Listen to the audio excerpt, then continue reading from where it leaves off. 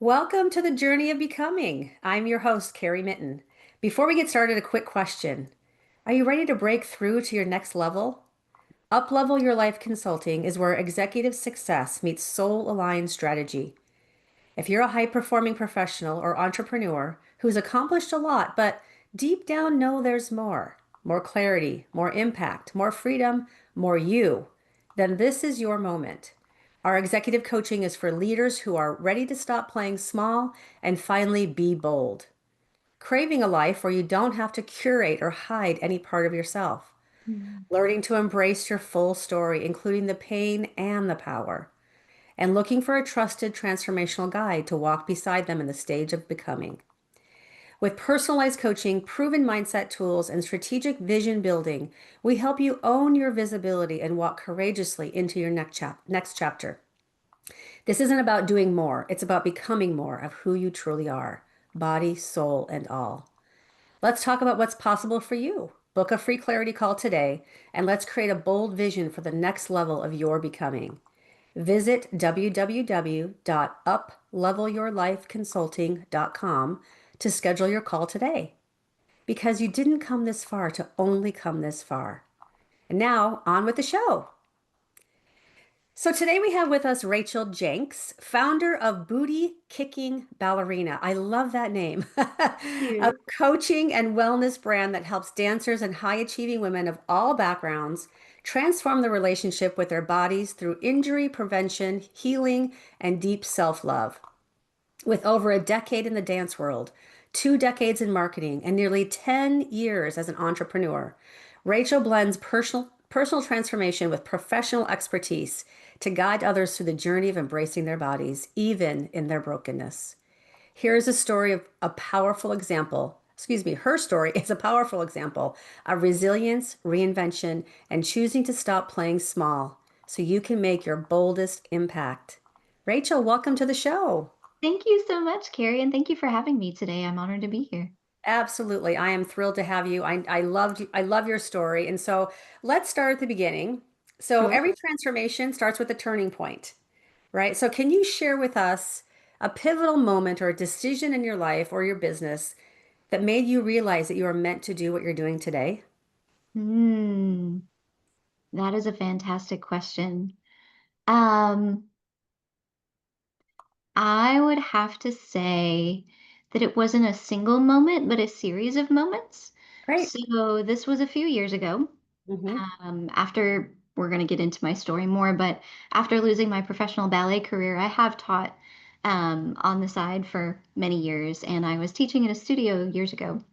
And they put me in charge of stretch and strength conditioning, which was not a thing that existed when I was a professional. And I Mm. saw so quickly how it would have saved my career. I saw the impact it was making for the students that I was working with. I saw a girl who couldn't get her splits in one session with me, and I just got hooked. I was up until the middle of the night researching what exercises are best to strengthen this and what do you need to strengthen your balance so that you can get the turns that you've been trying to get and all that. I just became a nerd. I don't do anything halfway. I do everything, full out. And so I just became a nerd and studying it until the middle of the night and fell in love with it and thought, "Hey, what if I actually do this?" Mm. And for me, I had a marketing business at the time that I really believed was also a personal calling. And I was like, well, I don't want to just take shiny object syndrome, right? And turn from one to the next. But for me, that's really when a new fire was lit to step into an old passion in a new way. Beautiful. And so with that being said, tell us your story. Sure. How you came to where you are today. Absolutely. I love sharing this story. I will be honest that as much as I share it, I'm not sure it ever gets easier because you still have the experience of living it. And yet, all of the parts of my story, we talked about not curating your life. So I'm not going to curate my story and I'm going to share the parts that I don't share all the time that Mhm. were extremely painful to walk through. And yet, the, I was going to say the growth that has come from them, but I'll say the becoming that has come Mm. from them, I wouldn't trade for anything. Absolutely. So my story starts in the womb, as all of ours does. But my mom jokes that I have been dancing since I was in the womb and never stopped. Mhm. And I came out and I was going to be a dancer. Like from the time I was a little girl, I wanted to be a professional ballet dancer. We lived in New York City at the time. And so, seeing like the big signs of the ballerinas, and I was in awe and I wanted to do it. And so when I was 4, I was able to start lessons and just became obsessed. I was the girl. I think a lot of dancers are like this, or whatever your passion may be. But I was the girl who was doing, tendus while I was brushing my teeth at night, and splits in every doorway, and using, the kitchen island for a bar, which I'm sure my mom loved. And, just all day, every day, I was dancing. I couldn't get enough. How can I make myself better? How can I perfect my craft? Which is good, but it got a little bit too far. And then when I was in my teens, so you can't tell probably because I'm on camera, but I'm a very tiny woman. Mm. I am, as I like to say, 5 foot tall when the sun is shining. And I had scoliosis and a sway back. Ah, And so when I was a teenager, I had a very, very intense ballet master who said to me, Rachel, you're very good, but you'll probably never make it in the dance world because you are too short and you have a sway back. mm, And I am the kind of girl who says, oh, yeah, watch me. mm, mhm, And so I did. And I pushed myself even harder and harder and harder to the point that he had to tell me to ease up on myself because nothing was ever good enough. mm, In the midst of this, we had kind of a perfect storm that's a much longer story, but between my best friend almost dying in the hospital, a foreign exchange student living with us who was very emotionally abusive towards me, just a lot of very hard things in my life. For me, eating disorder became something that I could control. mhm, And so, for some people, they want to look thinner. I was 98 pounds at the mm, time, mm, but my life was spinning out of control. And I desperately needed something that I felt like I could be good at, that I could hold on to. mm, And so there was a lot more backstory to it, but for the sake of the podcast, I'll abbreviate it and just say that I spiraled into a very dark world. mhm, I was 98 pounds. I wanted to be 64.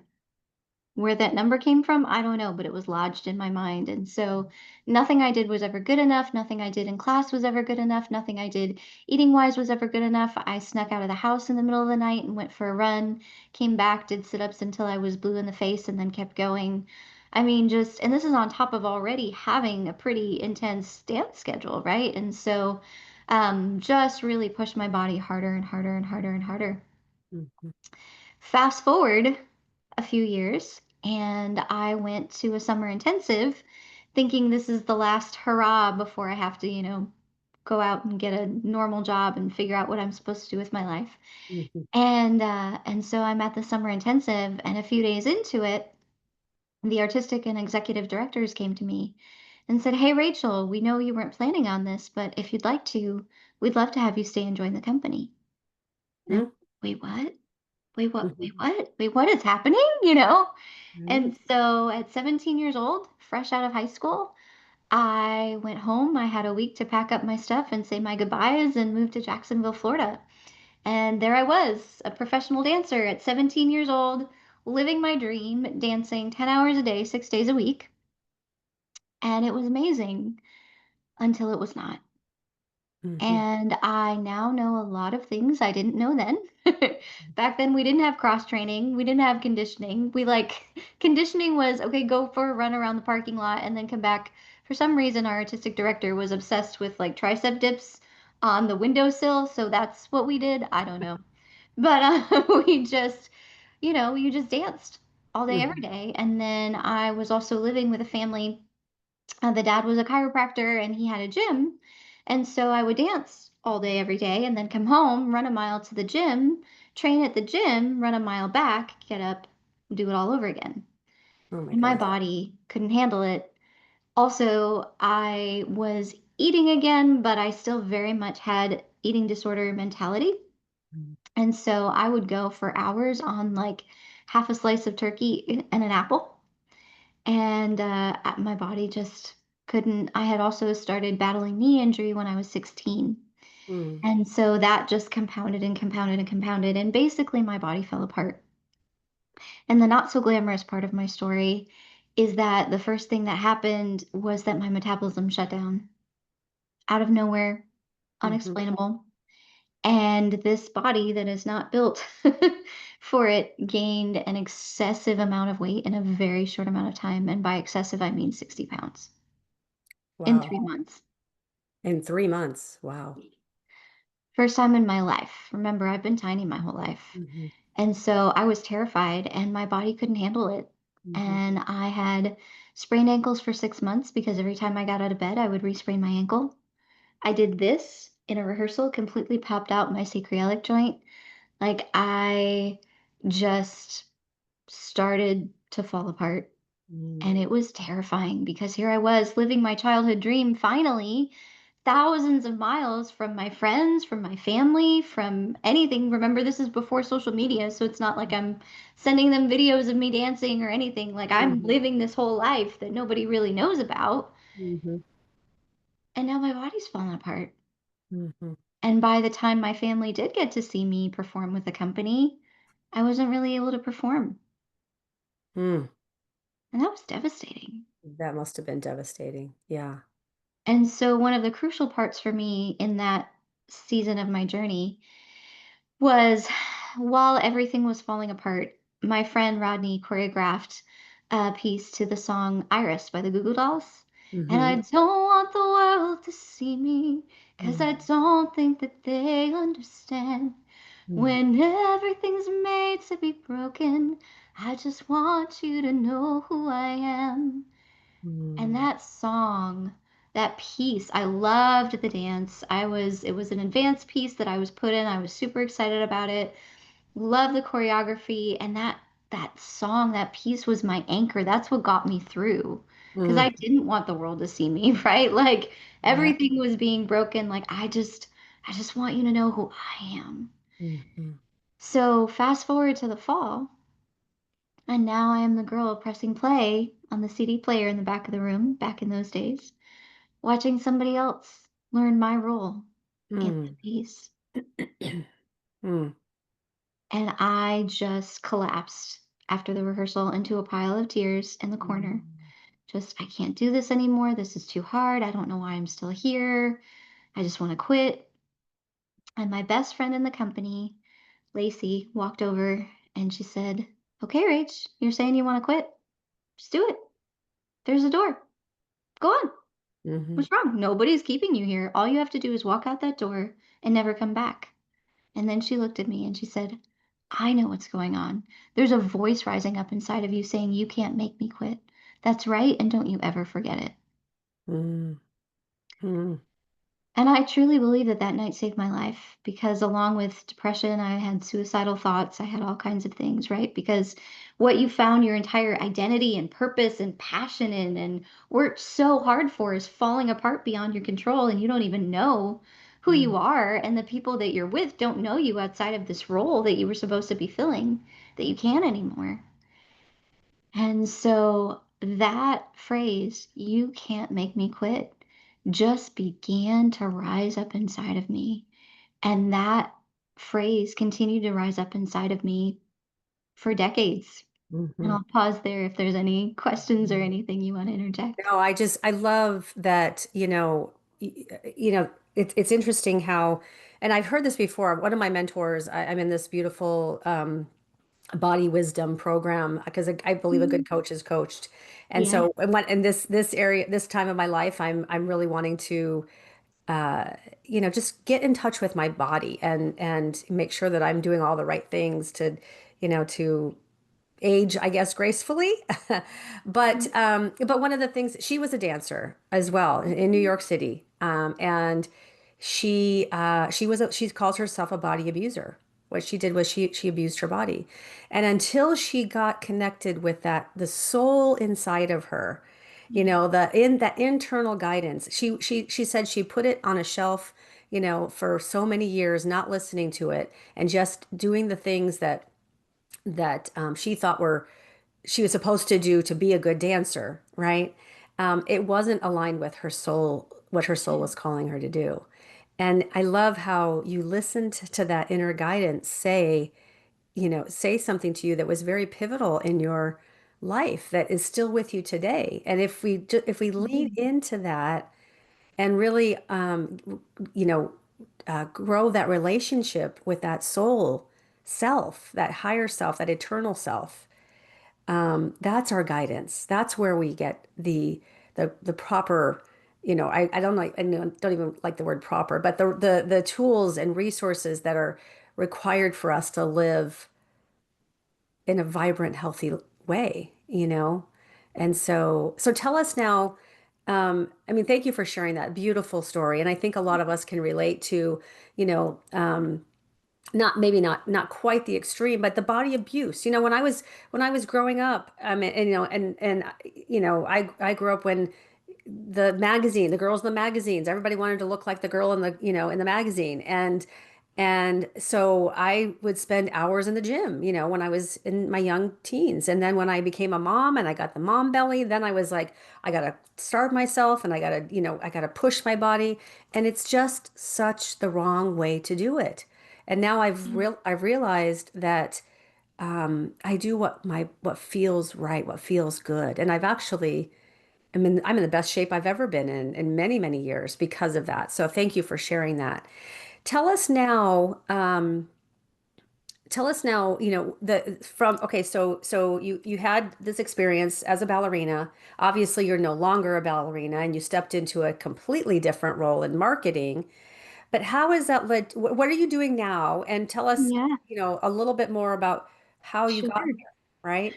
Yeah, I'd love to Mm. share that journey of becoming. Yeah, thank you. So I pivoted from ballet into marketing, Hmm. was in marketing for multiple decades.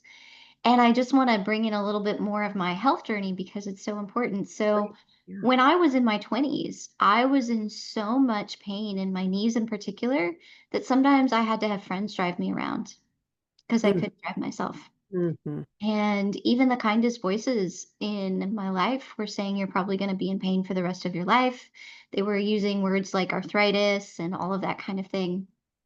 And so that also became very depressing and discouraging. I went through about 13 years of feeling like a guinea pig with doctors doing all kinds of tests and saying, you're fine, you're fine. I'm like, not fine. This is not fine, Mm-hmm. And so before they finally diagnosed me with hypothyroid and started to go that direction. And so my journey of healing took a very long time. Mm-hmm. But all of this time, I was angry with my Oh, body. okay. You said your coach calls herself a body abuser. I was 100%. I was furious with my body that it had betrayed me. Mm-hmm. Mm-hmm. But the truth is, I had betrayed her. Mm-hmm. Because as dancers, we were largely taught what you feel doesn't matter, pain, you just push through it, just tough it out. You're an athlete, all this stuff that really is very dangerous. Because whether it's emotions, whether it's pain, those things are warning lights going on, just like lights go on the dashboard in our car. If you don't pay attention to those, bad things can happen. Yes, yes. And so after so many years of just pressing through that, I just was angry. So every time that I exercised, everything that I did to take care of my body wasn't actually taking care of my body, it was discipline. It Mm-hmm. was, I am angry with you, and now I am going to punish you until you do look, move like I want you to. Mm-hmm. Over discipline is called abuse. Mm-hmm. And I was very guilty of that. And so it wasn't until I was in my mid 30s that one day I looked in the mirror. I was in the process of going through some deep inner healing about some things. And I just looked in the mirror and I realized that as long as I viewed my body as an enemy, could never be a friend. Mm-hmm. And so for me, I had to start by asking my body's forgiveness Mm-hmm. for being angry with her, for hating her, Mm-hmm. for not loving her. And it wasn't like just one day I woke up, I'm like, oh, my body now. No. It Yeah. was not that simple. I wish it was. It was a journey, Mhm. but it wasn't until I could learn to love my body even in her brokenness that I Mhm. could finally heal in the inside and on the outside too. And when I started to do that, what I say now is I love and honor my body and I steward my body from a place of love. Mhm. Mhm. When I got to that place, that is when things actually started to change. There had Mhm. been some change in the course of a decade, but not what I would have liked to see, you know? Right. I started being able to move better. I started getting stronger. I started having more energy. All of that when I learned to love my body exactly how she was. And now the things that I am doing to train her Mhm. weren't discipline, Mhm. but partnering with her to help my body move, feel, be her Mhm. best. Mhm. And that really changed everything for me. So I went on this personal journey, inner healing journey, outer healing journey, all the while that I'm in marketing, thinking that these two are completely unrelated, right? Mhm. Mhm. Mhm. And so then we get to the part of the story that I shared at the beginning where here I am at the studio and now I'm seeing, oh wow, wait, this makes an impact. And Uh-huh. so fell in love with it, but I have this marketing business. I should stay focused there, right? As entrepreneurs, shiny object syndrome, like put it on the shelf. And for me, I believe God just kept bringing it up over and over and over in various ways that again I will abbreviate for the sake of the podcast, but just pretty wild ways. And the kind of the ultimate was that I went to a networking meeting to network with other women business owners and talk about my marketing business and met a gym owner who had been looking for a coach Mhm. and ended up meeting somebody for the following night, gave me the code to get in the building. She wasn't even there. Crazy story. And brought me back, said, hey, I've been looking for a coach and I feel like you fell in my lap. I'll teach you personal training. I'll teach you all the stuff we do here.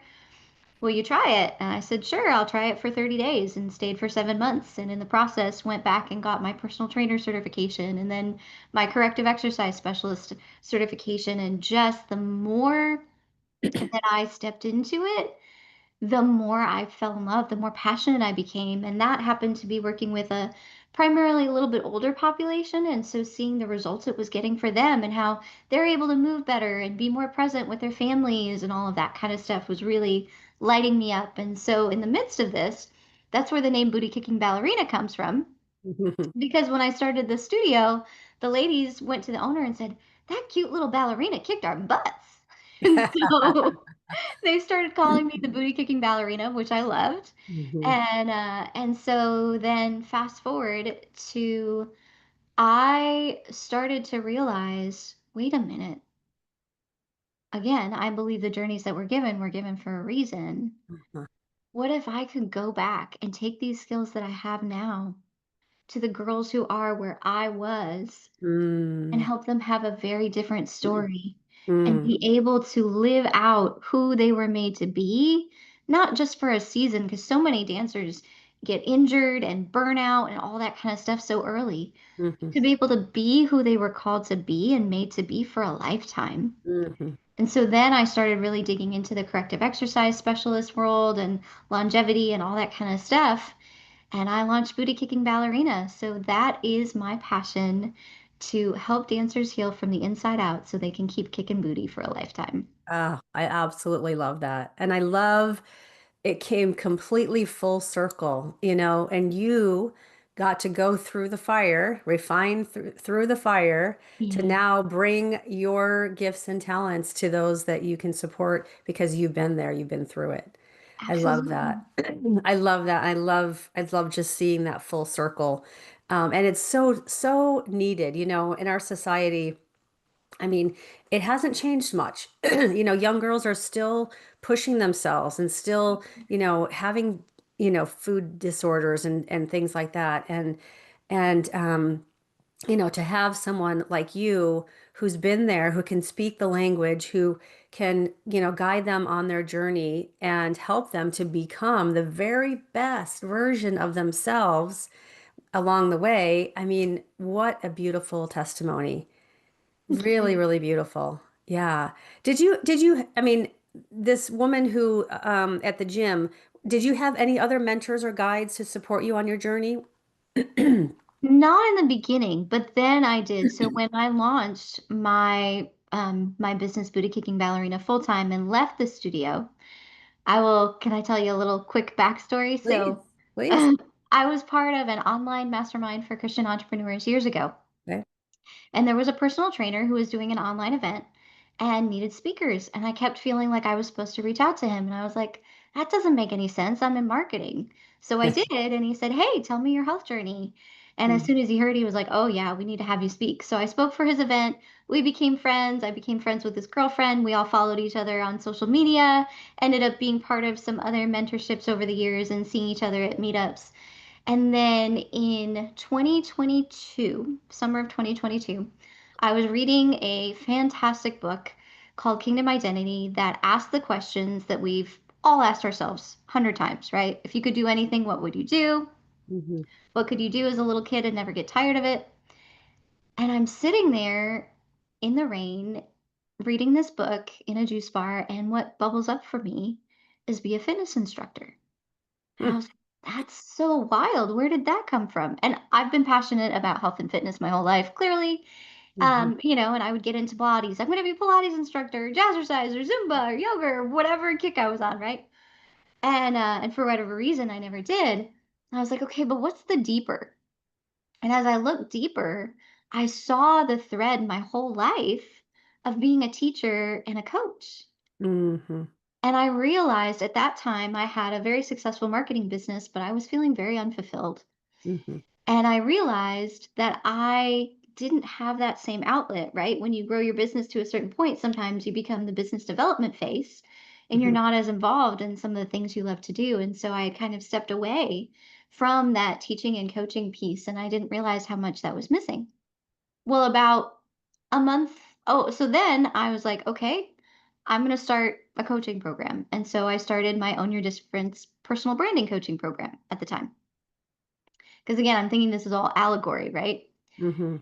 About a month later, these friends, Patrick and Sammy, were driving through Colorado Springs where I lived at the time. And we went for, a little catch up hike. And I'm telling them this story. And Sammy looks at me. She's like, Rachel, if you ever wanted to coach in this space, you'd be amazing here. Mhm. And I went, wait, what? Me? Like, you guys are jacked. You've been trainers for years. Like, this is the girl who was told I would be in pain my whole life. And I'm not now, but really? Are you sure? Mhm. But it just stuck with me. And so, fast forward to when I launched Booty Kicking Ballerina full time. Patrick happened to be starting a mentorship for personal trainers, and he had seen online that I was starting this business. And so he reached out and he was like, hey, I'm starting a mentorship. Get in here. Well, fast forward, and who knew that a year later I would be moving to Dallas and training with them and have been living in their house for the last 6 months. It's pretty wild. So, Uh, yes, that's a little bit longer mhm, backstory, but I just had to mhm, tell you that because, again, full circle moments that mhm. just blow me away. I mean, for me personally, I believe that God cares about the details. And so back from that, years ago when he was looking for speakers, having no idea that he would become my mentor in a new business that I would launch, stepping back into my passion, being able to help others. I mean, I could cry thinking about it. It just blows me away. Yeah. I mean, you can't write this script, I mean, Yeah. so many things. I mean, the what love to share with, especially with young girls who are, just they want to grow up so fast, and I tell them often, just allow it to work itself out. Life does. And no matter what your belief system is, I believe in God, but I support it. I mean, I welcome all beliefs, Sure. but your higher power has a plan for you. And if you just, surrender to the plan, I don't Hmm. mean surrender meaning, give up. I mean, Yeah. continue to take the action, that it's already done. It's already in alignment. It's already planned out for you. right? And so, and sometimes we have to go through the messy middle to get to the beautiful ending, right? Yes. And that's what the journey of becoming is all about. We all have, like we talked about earlier, we all have a story. We all have things in our life that get us to where we are today. And I look back on those things and I'm so grateful. I mean, it's hard to say, I'm grateful for, the illness and the pain and and all the doubt and all the frustration, all the fear. It's hard, that may be a challenge to say, but in reality, it's carved me into who I am today. And look at the gift that we're bringing to the world by doing that, right? And so Yeah. thank you for bringing your gift to the world. It's absolutely beautiful. And your story, I know, is going to affect so many people, young and old, right? Because we've all been in that push energy where, Mhm. we think that, taking care of our body is, doing cardio till we puke and and lifting weights until we can't feel our arms anymore. And that's really not true. Our bodies are perfect biofeedback mechanisms, Yes. and our body supports us as long as we listen to it, right? Yes. So, one last question. Looking back at everything that you've gone through and where you are today, what's just one piece of advice that you would share with our listeners who are on their journey of becoming? Mm. You're on the journey. Congratulations. Yes. It never stops. Yeah, yeah.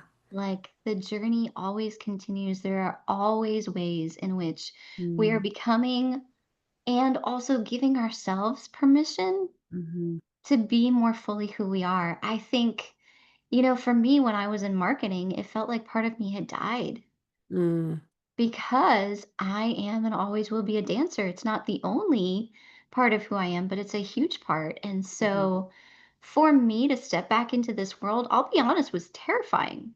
Am I going mhm, to be judged? Am I going to, be treated like a has been? Just a lot of pain was mhm, associated with stepping back into this world, a lot of old wounds. And even my childhood best friend, who we were dance besties, she passed away 10 years ago. And so there's a lot of pain associated with it.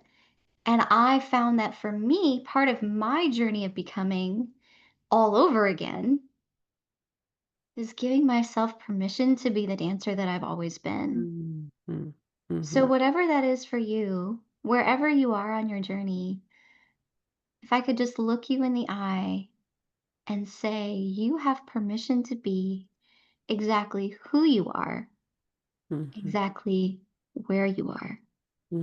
Beautiful, beautiful. Thank you for that. Yes. I I back you on that one absolutely 1,000%. Yes. Well, wonderful. Well, thank you again for being here today.